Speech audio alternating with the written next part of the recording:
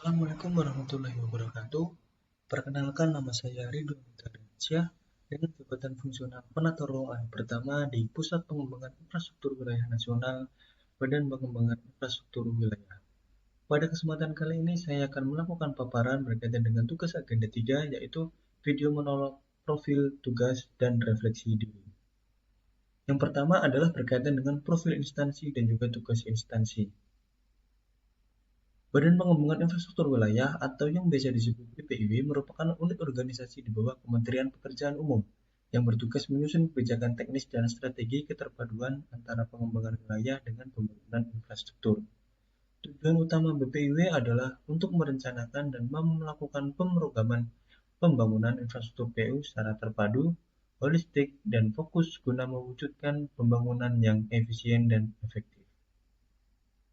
Untuk tugas instansi sendiri, BPIW memiliki tugas menyelenggarakan perumusan dan pelaksanaan kebijakan teknis dan rencana terpadu program pembangunan infrastruktur pekerjaan umum berdasarkan pendekatan pengembangan wilayah.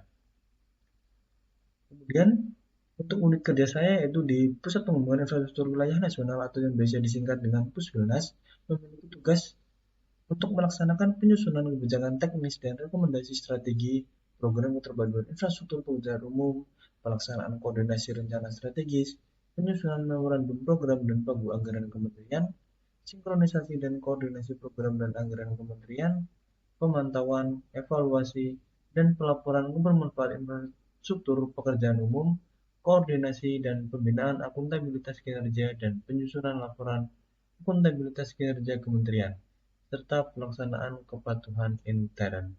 Kemudian selanjutnya yaitu struktur organisasi. Seperti yang kita ketahui bahwa BPIW memiliki 4 bagian secara garis besar di samping sekretariat badan.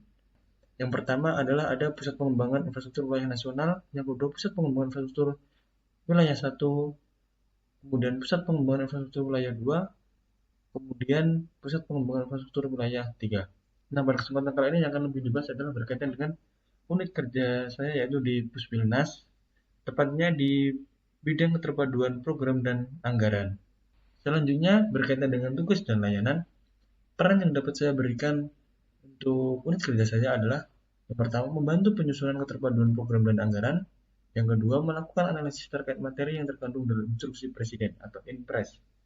Kemudian berkaitan dengan layanan, yakni terdapat layanan penyediaan visualisasi data terkait instruksi presiden dan pengecekan memorandum program dan anggaran.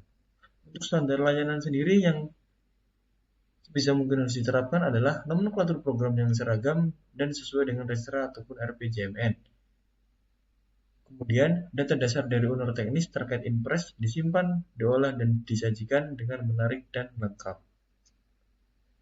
Kemudian untuk yang keempat yaitu berkaitan dengan kontribusi. Kontribusi yang dapat saya berikan untuk unit kerja adalah berkolaborasi dengan tim untuk menghasilkan pekerjaan yang berkualitas, membantu pengecekan matriks memorandum program, dan turut membantu visualisasi dan analisis data berkaitan dengan Inpres.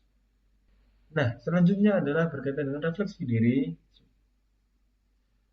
dengan ciri-ciri Smart ASN. Saya pribadi sudah belajar menerapkan salah satu ataupun beberapa ciri-ciri Smart ASN, yakni profesionalisme, integritas, dan literasi digital dalam setiap melaksanakan tugas pekerjaan. Kemudian apa yang bisa di-upgrade dari saya pribadi? Menurut saya adalah yang perlu saya upgrade berkaitan dengan Smart ASN adalah yakni berkaitan dengan wawasan global dan networking, karena masih perlu saya tingkatkan untuk lebih update terhadap dunia luar dan juga punya koneksi yang lebih luas lagi.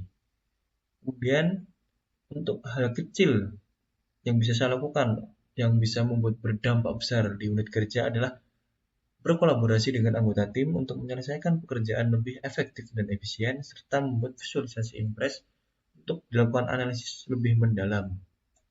Demikian paparan yang bisa saya sampaikan. Kurang lebihnya mohon maaf. Terima kasih atas perhatiannya. Wassalamualaikum warahmatullahi wabarakatuh.